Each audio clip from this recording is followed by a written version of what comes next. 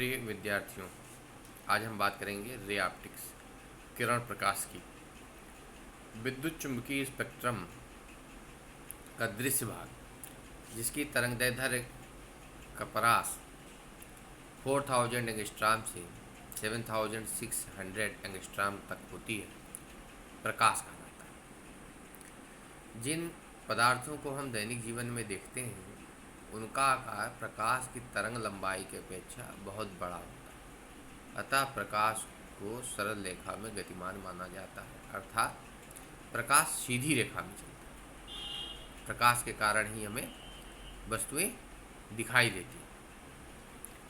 Ray of light, प्रकाश की किरण क्या है? प्रकाश की संचरण दिशा में खींची गई रेखा को प्रकाश किरण कहते हैं, रे ऑफ लाइट कहते हैं। अब हम आते हैं प्रकाश का परावर्तन, रिफ्लेक्शन ऑफ लाइट। परावर्तन क्या है? किसी भी सतह से टकरा करके प्रकाश का वापस जाना, प्रकाश का परावर्तन कहा जाता है। कैसी सतह?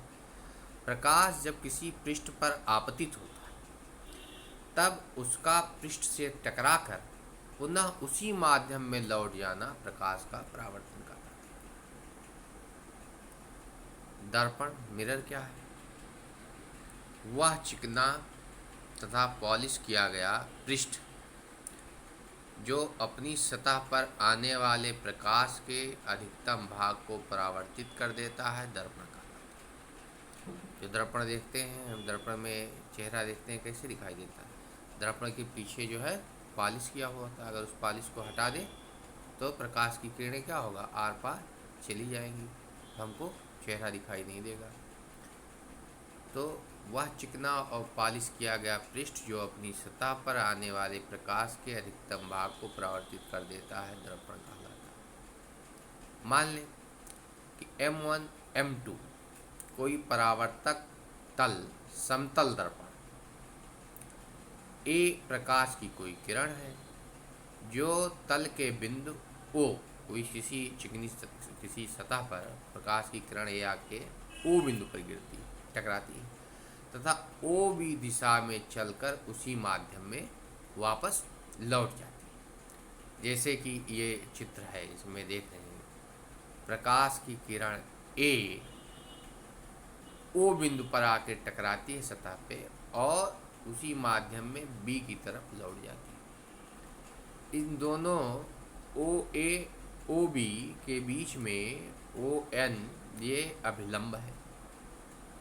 प्रकाश की किरण OA को आपतित किरण और किरण OB को परावर्तित किरण कहते हैं। यहाँ ON परावर्तक तल के बिंदु O पर एक अभिलंब है।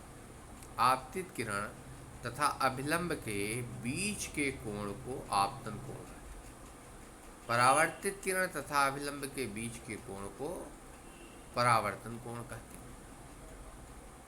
ये चित्र में स्पष्ट रूप से आप देख सकते हैं, ये चिकनी सतह पे जो समतल दर्पण है, इस पे OA किरण एक सतह पे गिरती है, OB की तरफ परावर्तित हो जाती है। अब हम बात करते हैं परावर्तन का नियम। परावर्तन के नियम क्या है? जैसा कि आपको ज्ञात है कि आपतन कोण बराबर परावर्तन, आपतन कोण परावर्तन कोण के बराबर होता है।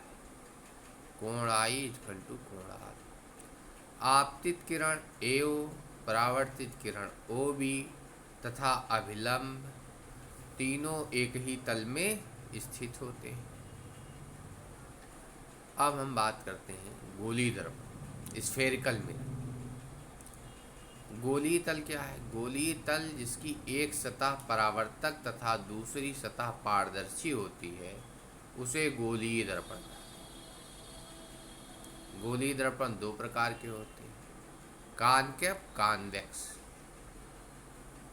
गोलीय तल में पहला है अवतल दर्पण। अवतल दर्पण एक खोखले गोले का भाग है जिसके बाहरी भाग उभरा तल पर चांदी की पॉलिश कर दी जाती है तथा अंदर का भाग परावर्तक तल होता है। ये अवतल दर्पण कहलाता है। दूसरा है उत्तल दर्पण। Convex mirror. उत्तल दर्पण क्या है?